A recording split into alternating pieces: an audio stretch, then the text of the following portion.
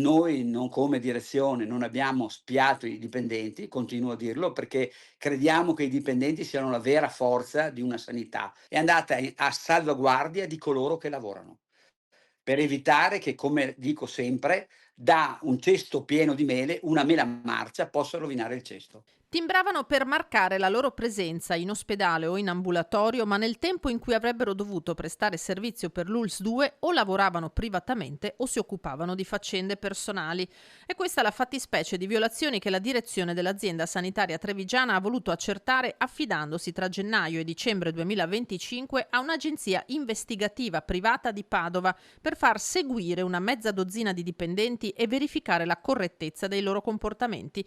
L'allora direttore generale Francesco Benazzi conferma, a fronte di ripetute segnalazioni, dice, si è deciso di procedere. Tenendo conto che noi abbiamo l'obbligo come direzione in vigilando, abbiamo pensato di, appunto, dare la possibilità a questa agenzia di seguire queste persone, che erano, diciamo chiamate così, indicate da una serie di segnalazioni quindi mirate, quindi segnalazioni mirate, che era nostro obbligo farlo e naturalmente da questo sono state individuate pochissime persone che ovviamente, avevano, come si suol dire, fatto delle cose che non erano corrette dal punto di vista lavorativo. Quindi su questo noi abbiamo fatto il nostro dovere e contemporaneamente, ribadisco, non era, un'attenzione fatta a tutto il personale, assolutamente no, ma solo su questioni mirate. 130.000 euro messi a bilancio per l'affidamento dell'incarico. Il 90% delle verifiche ha poi confermato in tempi celeri comportamenti scorretti,